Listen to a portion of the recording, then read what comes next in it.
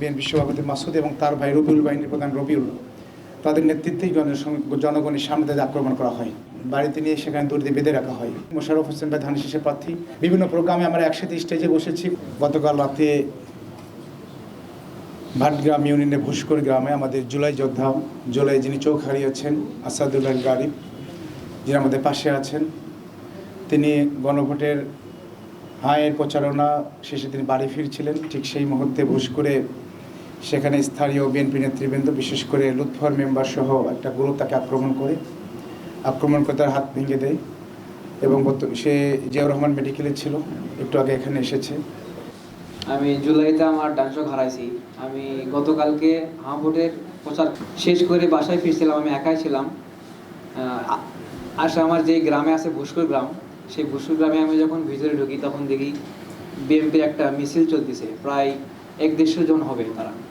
আমি আস্তে আস্তে বাইক নিয়ে যাচ্ছিলাম, একটু সাইড দিয়ে যাওয়ার চেষ্টা করতেছিলাম, হালকা একটু হরেন দিয়ে, যে আমাকে একটু সাইডে নামে যাই।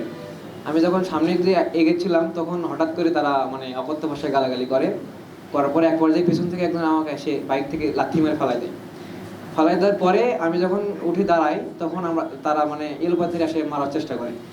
আমি যখন দৌড়ে পালাই তখন তারা আমাকে ধরে একদম মাটিতে ফালাই দেয়, মারা শুরু করে এবং সবাই মিলে আমাকে আর কি এলোপাতির মারধর করে এবং এক পর্যায়ে আমার হাত ফ্র্যাকচার হয়ে যায় এবং পুরো শরীর আমার ক্ষতবিক্ষত করে আর কি।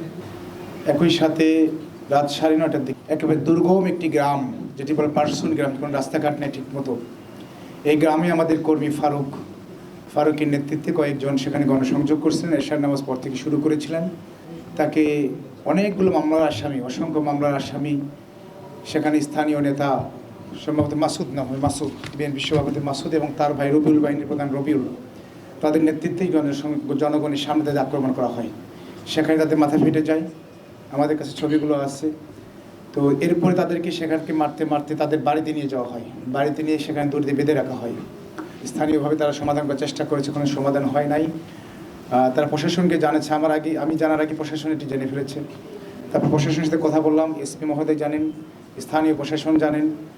তারা বলল ঠিক আছে, যত দ্রুত সম্ভব তারা সেখানে পুলিশ এবং সেনাবাহিনী যাবেন। কিন্তু থালতামাজ গ্রামের এই দুর্গম এলাকাটা দূরে, যে প্রায় সেখানে 2 থেকে আড়াই ঘন্টা সময় লেগে যায়।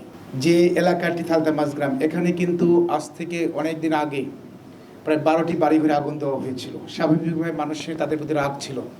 যে ব্যক্তিরা আক্রমণ করেছে তাদের নামে অসংখ্য মামলা আছে। তো এই মতাবস্থায় স্থানীয় লোকজন, আমাদের দাঁড়িপাল্লার কিছু কর্মীরা, তাদের যেহেতু প্রশাসনে দেরি হচ্ছিল, একথা তাদেরকে উদ্ধার করার জন্য সেখানে এগিয়ে যাওয়ার কারণে সেখানে বাধা দেওয়া হয়। তাদেরকে একটা ঘরের ভেতর বেঁধে রাখা হয়েছিল। স্বাভাবিকভাবে তারা যখন যায় তাদেরকে আক্রমণ করা হয়, তাদের উপর আক্রমণ করে, তারাও প্রতিহত করার চেষ্টা করে, অবশেষে তাদের দরজা ভেঙে তাদেরকে উদ্ধার করে নিয়ে আসে।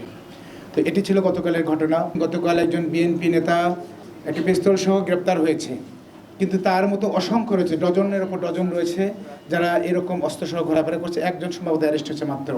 আমরা মনে করি নির্বাচনে সুন্দর পরিবেশ ফিরিয়ে আনার জন্য সকলকে গ্রেপ্তার করা দরকার। আমরা আগেও বলেছি, এখনও বলছি, আমাদের নির্বাচনে লেভেল প্লেইং ফিল্ড দরকার।